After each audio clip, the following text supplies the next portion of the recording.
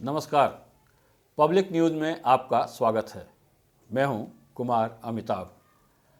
छत्तीसगढ़ के मुख्यमंत्री भूपेश बघेल ने पश्चिम बंगाल की मुख्यमंत्री ममता दीदी पर बहुत जोरदार हमला बोल दिया है। यूपीए क्या है, यूपीए कुछ नहीं है जैसी बातें जब से ममता दीदी ने कही हैं, कांग्रेस के नेता उनके ऊपर बिफर पड़े हैं। अब बारी आई है छत्तीसगढ़ के काका बघेल साहब की। उन्होंने तो ममता दीदी पर सीधा सीधा आरोप जड़ दिया कि वह मोदी जी के इशारे पर अब काम कर रही हैं। जब से मोदी जी से उनकी मुलाकात हुई है, उन्होंने बाहर आके यह नहीं बताया कि क्या बात हुई। बताती, लगता है कुछ रहस्य है। मोदी जी से मिलकर आने के बाद वह केवल और केवल कांग्रेस पर हमला कर रही हैं। अरे भाई, जब आप एक सशक्त विपक्षी की भूमिका निभाना चाहती हैं तो जो सत्ता में है, जो सरकार है, एनडीए, उसके ऊपर आप हमला करें। आप अपने साथी दल पे हमला कर रही हैं। इससे क्या जाहिर होता है? ऐसा लगता है कि वह एनडीए के लिए काम कर रही हैं। वैसे भी उनका कोई ठीक नहीं है। कभी वह एनडीए के साथ रहती हैं, कभी यूपीए के साथ। कब किधर लुढ़क जाएं, कब किधर चली जाएं, उनके ऊपर कोई भरोसा नहीं किया जा सकता। बघेल का यह आरोप बड़ा तीखा है। उन्होंने तो ऐसा लगता है जैसे थाली के बैंगन की उपमा दे दी, जो कभी भी किधर भी लुढ़क जाए। ममता बनर्जी वैसे ही यूपीए से नाराज हैं। वो तो उसे पूरी तरह खारिज करने पर तुली हैं।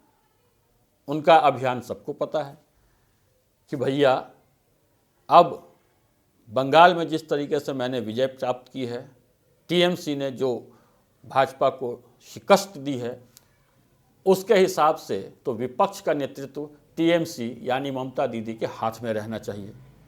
सभी जानते हैं कि ममता दीदी पहले ही प्रधानमंत्री पद की दावेदारी पेश करती रही हैं। तो ऐसे में यूपीए अगर कांग्रेस के नेतृत्व में चलेगा तो निश्चित रूप से राहुल गांधी दावेदार बनते हैं अगले प्रधानमंत्री के पद के। ममता दीदी यह बिल्कुल नहीं चाहती। इस सिलसिले में वह पूरे देश में चक्कर काट रही हैं और अपने को राष्ट्रीय पार्टी बनाने पे भी लगी हुई हैं। मेघालय, त्रिपुरा, गोवा, सब जगह वह कांग्रेस के नेताओं पे डाका डालकर उन्हें अपने साथ ला रही हैं और यह घोषणा कर रही हैं कि अब विपक्ष का नेतृत्व, एक सशक्त विपक्ष का नेतृत्व मैं ही कर सकती हूं और मैं आगे आ रही हूं। इसीलिए उन्होंने यूपीए को खारिज कर दिया है। अब कांग्रेस नेताओं में आग लगी हुई है। हमने देखा कि पिछले दिनों किस तरह वह शरद पवार से मिली।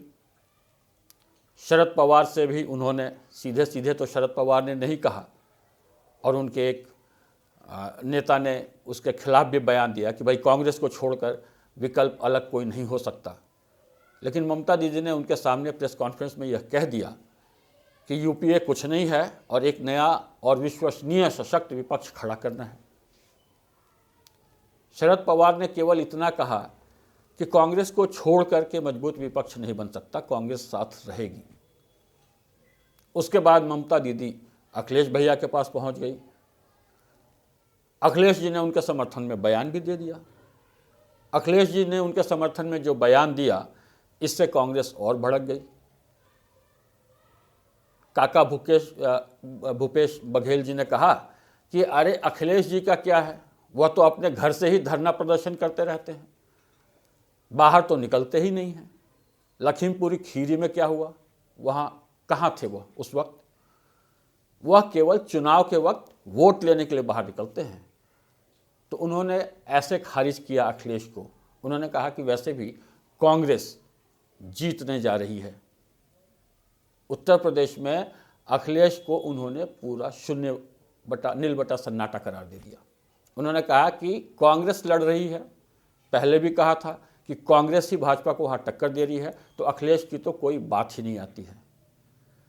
जिस तरीके से चारों तरफ से इस तरह की बातें हो रही हैं, शिवसेना के उद्धव ठाकरे ने भी ममता दीदी को कुछ ज़्यादा भाव नहीं दिया है। तो ऐसा लगता है कहीं मुख्यमंत्री पद की ऐसा लगता है कि कहीं प्रधानमंत्री पद के दावेदारी के ममता का दावा जो है वो खटाई में न पड़ जाए। धन्यवाद। जय हिंद।